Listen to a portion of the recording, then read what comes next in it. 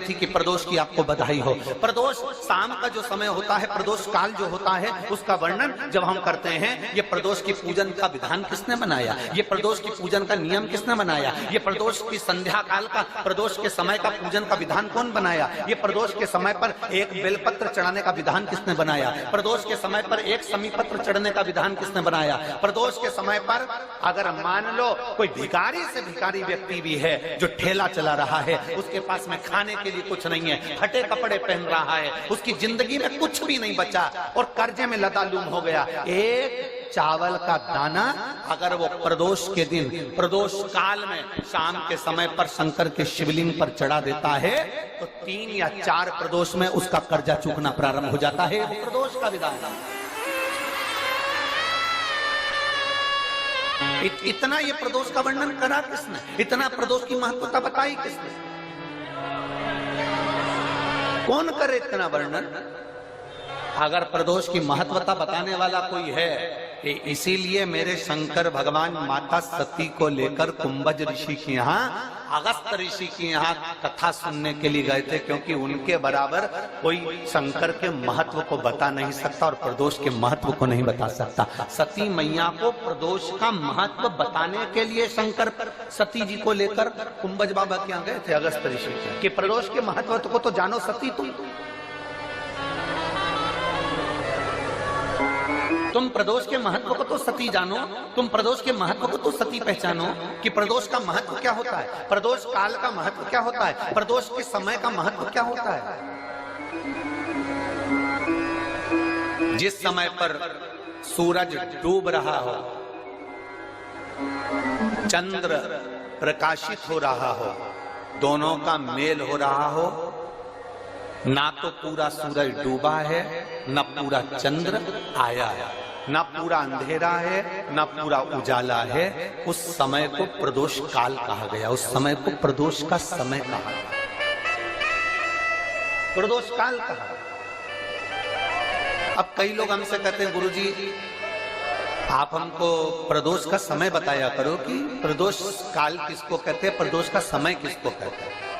अब एक बात हम आप सबसे कहना चाहते हैं, जितने लोग आस्था चैनल पर सुन रहे हैं, जितने फेसबुक यूट्यूब पर सुन रहे हैं और जितने रेवाड़ी की इस पवित्र धरा पर कथा को सुन रहे हैं, आप सबसे एक बात कहना चाहिए।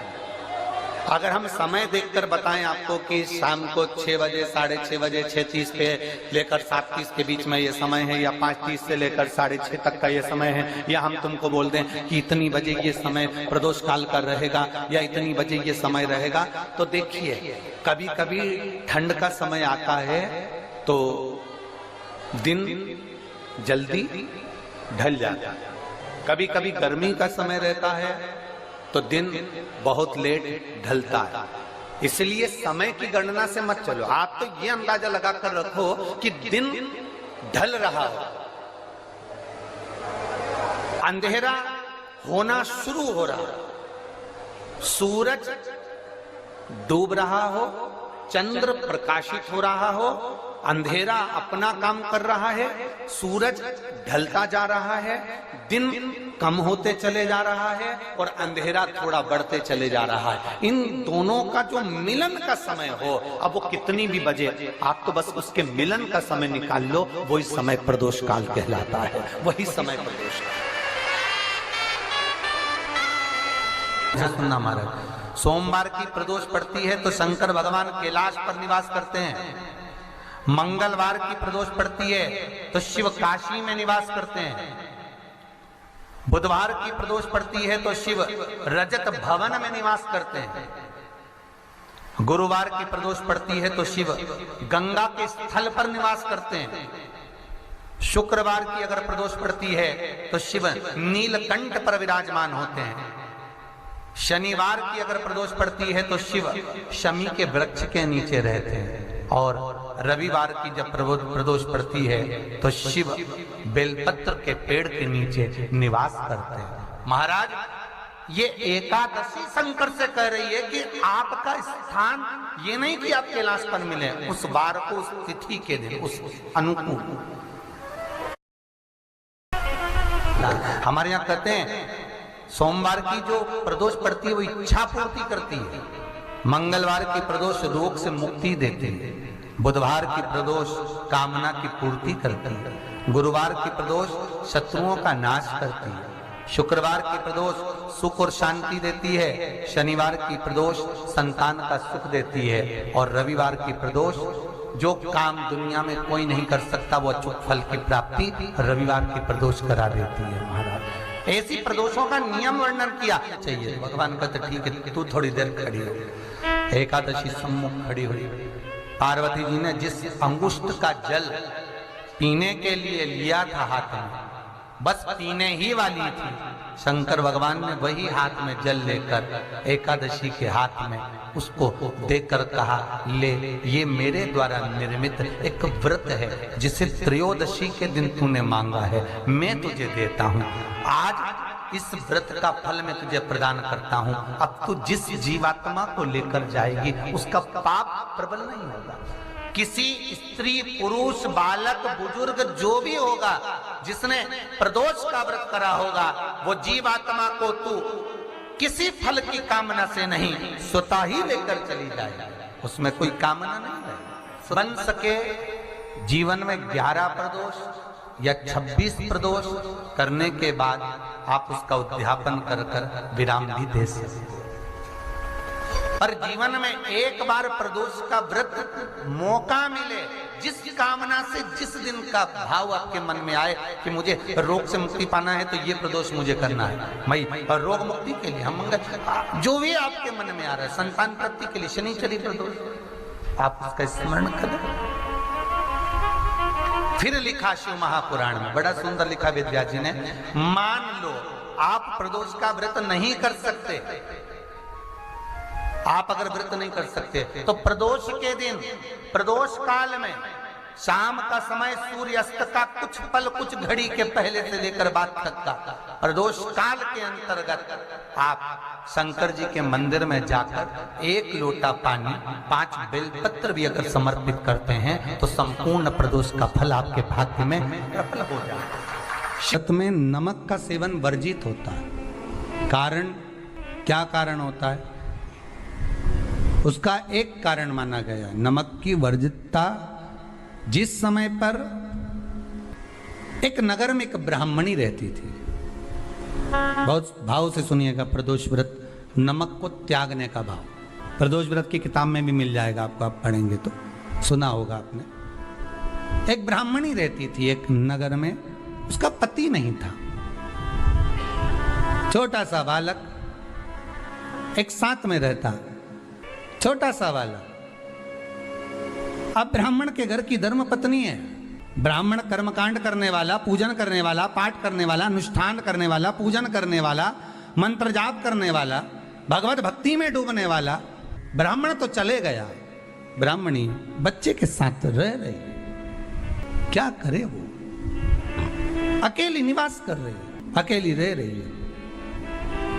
और ब्राह्मणी बच्चे के साथ भ्रमण करती रहती, घूमती, कहीं कहीं दर दर जाकर कुछ भिक्षा को मांग कर लेकर आ जाती, और भिक्षा लाने के बाद में उस भिक्षा को जब लेकर आती तो अपने बच्चे को भी खिलाती और स्वयं भी उसका पान करती। एक दिन ब्राह्मणी भ्रमण करते करते प्रदोष काल के समय पर शिव मंदिर में प्रवेश करी। प्रदोष काल के समय पर और शंकर मंदिर में जब प्रवेश करा, प्रदोष काल किसको कहते हैं? सूर्य अस्त हो रहा हो, रात्रि प्रवेश कर रही हो, दोनों का जब मिलन हो रहा हो वो प्रदोष काल कहलाता। दोनों का जब मिलन हो रहा, सूर्यास्त हो रहा हो, रात्रि अपना चरण बढ़ाने के लिए आगे बढ़ रही हो और दोनों का जब मिलन हो रहा है, वो प्रदोष काल है, वो प्रदोष का समय है। ब्राह्मणी मंदिर में प्रवेश कर रही, जब ब्राह्मणी मंदिर में प्रवेश करी, मंदिर के अंदर पहुंची, प्रदोष काल का समय था, प्रदोष का समय चल रहा था। और प्रदोष काल के उस समय में, प्रदोष काल के उस समय में जब ब्राह्मणी ने देखा कि कोई भगवान की भक्ति में लगा हुआ है, भगवान के रस तत्व में डूबा हुआ है। आज ब्राह्मणी के पास में कुछ पदार्थ नहीं है, अपने बच्चे का पेट भरने के लिए कोई सामग्री नहीं है, और कुछ आस लेके वो प्रवेश करिए, कुछ आस लेकर वो अंदर प्रवेश कर जाती है। कोई ऋषि की पत्नी, कोई ब्राह्मण जन की अर्धांगिनी उस प्रदोष के समय पर शंकर का अभिषेक पूजन कर रही थी, भगवान शिव की आराधना कर रही थी, भगवान की भक्ति में डूबी हुई थी। जब भगवान शिव की आराधना में डूबी हुई है, आराधना कर रही है, उस काल में वहां पर पड़ी हुई कुछ वस्तु को इस ब्राह्मणी ने मांग लिया। मेरे बालक को बहुत भूख लगी है, मेरा बच्चा बड़ा भूखा है, इसके भोजन लेते से कहा इसमें तो स्वाद नहीं है, इसमें स्वाद नहीं है। उस ब्राह्मणी ने बड़ा सुंदर एक संवाद कहा। घर का जो बड़ा होता है ना, घर का जो बड़े होता है, घर का बुजुर्ग जो होता है, घर का जो प्रथम स्थल प्राप्त करने वाला, मेन कुर्सी पर अच्छी जगह पर जो बैठने वाला होता है ना, ब्राह्मणी कहती है वो कभी किसी वस्तु में ऐब नहीं देखता, मिनक नहीं निकालता। तो अन्नकूट की तारीख पे इनका नाम लिख लो, और अगला अन्नकूट आए तब दोनों की दशा देखना। एक जो चुपचाप खाकर चले गया, भगवान के प्रसाद को प्रसाद मानकर, प्रभु का दर्शन मानकर लेकर चले गया, वो उन्नति की सीढ़ी पर चढ़ता चले गया, और जो मिनक निकालता रहा वो साल भर खटर पटर की जिंदगी जीता रहा। भगवान के प्रसाद में कभी भी ध्यान रखिएगा, भगवान के प्रसाद के अंतर्गत स्वाद की कोई मूलता नहीं होती। भगवान का प्रसाद स्वयं स्वाद है। भगवान के प्रसाद में नमक नहीं देखना, मिर्ची नहीं देखना, भगवान के प्रसाद में शक्कर नहीं देखना, भगवान के प्रसाद में कुछ ये नहीं देखना कि कितना माल डला, कितना घी, कितना बादाम, कितना काजू, कितना इलायची डला। हाँ, यहां तक शास्त्र का स्वाद देखी थी ना, ये आपका एक जन्म का नहीं है, ये ना जाने कितने जन्म का है। ब्राह्मणी के मस्तिष्क में बैठ गया, ब्राह्मणी के उस पुकाना वो बक्कल में नहीं अक्कल में बैठ गया कि ये स्वाद नहीं देखना। इसलिए प्रदोष व्रत के अंतर्गत ब्राह्मणी ने उस दिन से विचार कर लिया कि जैसे आप पूजन कर रही हो, जैसे आप अर्चना कर रही हो, जैसे आप आराधना कर रही हो, ऐसी आराधना, ऐसी पूजन, ऐसी भक्ति मैं भी करूंगी, ऐसी आराधना मैं भी करूंगी। अब मैं स्वाद नहीं देखूंगी। तो प्रदोष व्रत करने वाले को ध्यान रखना चाहिए कि नमक का सेवन ना करे, भोजन ना करे, फलाहार करिए, फल का आहार करिए, प्रयास करिए। और यदि आपने व्रत का ले लिया भोजन का कि हम तो एक टाइम फलाहार करेंगे, एक टाइम भोजन करेंगे, ऐसा भी कई लोग प्रदोष ले लेते हैं, तो वो बात आपकी है, आप तक रखो, ठीक है, अपने मन तक। ठीक है, बाबा आपकी मनोकामना पूर्ण करे, वो भी भाव रखो।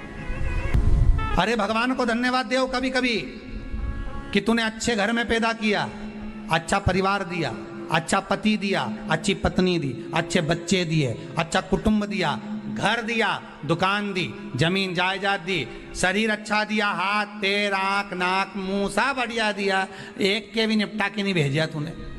मान लो एक आध निपटा के भेज देता तो क्या झगड़ा करने ऊपर जाते? जैसे अभी थोड़े समय के बाद में हरताली का तीज का व्रत आएगा, करते हो आप लोग? हरताली का तीज का व्रत सबसे पहले कौन ने करा? माँ जगत जननी जगदम्बा माता पार्वती। एक चतुर्थी का व्रत आता है, कौन ने करा? माँ जगत जननी जगदम्बा पार्वती। जितने व्रत, इन व्रतों की प्रेरणा स्वयं माँ जगत जननी दुर्गा भवानी स्वयं पार्वती जी देती, इन व्रतों की। और मैंने तेरे ही भरोसे बाबा, तेरे ही भरोसे हवा बिच उड़ती जावांगी, बाबा डोर है तो छड़ी तटी जावांगी, भोले शिव कथा कर रही है। तारकाक्ष, विदुमाली और कमलाक्ष को मारने के लिए शिवजी पति बन गए और देवता पशु बन गए। शंकर भगवान ने पति बनकर पशुओं को साधते हुए, उनको दौड़ाते हुए तीनों तारकाक्ष, विदुमाली और कमलाक्ष की पुरियों में भेज दिया। तीनों को एकाग्रित करा मेरे शंकर भगवान ने। तीनों को एकाग्रित कर कर देव दिव्य महादेव ने नंदी के रूप में जब उनको मारना प्रारंभ करा, तभी भगवान शंकर का नंदीश्वर जो स्वरूप था उसका शीश कटा, जो नेपाल में जाकर गिरा, जिसको पशुपति नाथ कहते हैं। धड़ केदार में गिरा, जिसको केदार नाथ कहते हैं। तभी उसी शिवलिंग में से भगवान शंकर स्वयं प्रकट हो गए, त्रिशूल लेकर तारकाक्ष, विदुमाली और कमलाक्षकी का संहार कर दिया। देवताओं ने भगवान शिव की स्तुति करी। भगवान शंकर से वर मांगा देवताओं ने, नाथ आपका ये पशुपति रूप संपूर्ण विश्व का कल्याण करने वाला हो। शंकर भगवान ने कहा, एक होता है पाशुपत्य अस्त्र, पाशुपत्य योग और पाशुपत्य व्रत, ये तीन क्रम। संसार के लोग ना तो पाशुपत्य अस्त्र को प्राप्त कर सकते हैं आज के समय में, ना पाशुपत्य योग कर पाते। तो शिव महापुराण में सबसे सरल तरीका बता दिया, पशुपति व्रत। ये दुनिया का वो व्रत है 5 सोमवार का। 5 सोमवार का ये वो व्रत है जिसमें 6 दीप लगाए जाते हैं, 5 दिए मंदिर में, एक घर की चौखट के पास में, और भगवान शंकर की आराधना करी जाती है, भगवान शिव की अर्चना करी जाती है। यदि हम पाशुपत्य अस्त्र प्राप्त नहीं कर सकते, पाशुपत्य योग नहीं कर सकते, तो पाशुपत्य व्रत के माध्यम से विश्व का सबसे ज्यादा सुख हम प्राप्त कर सकते हैं, पशुपति व्रत के माध्यम से। अब कोई आपसे पूछे कि इस व्रत को किस किसने करा है, तो एक बार लिंग पुराण को पढ़िए, कूर्म पुराण को पढ़िए, स्कंद पुराण को पढ़िए, शिव महापुराण को पढ़िए, नर्मदा पुराण को पढ़िए। इन पुराणों में वर्णन आता है कि स्वयं भगवान कृष्ण ने, भगवान शंकर जी के लिए, भगवान राम जी ने और भी देवताओं ने पाशुपत्य व्रत किया। इस व्रत को केवल आप नहीं कर रहे हो, स्वयं देवताओं ने भी इस व्रत को धारण किया। ऐसे पवित्र व्रत का वर्णन आया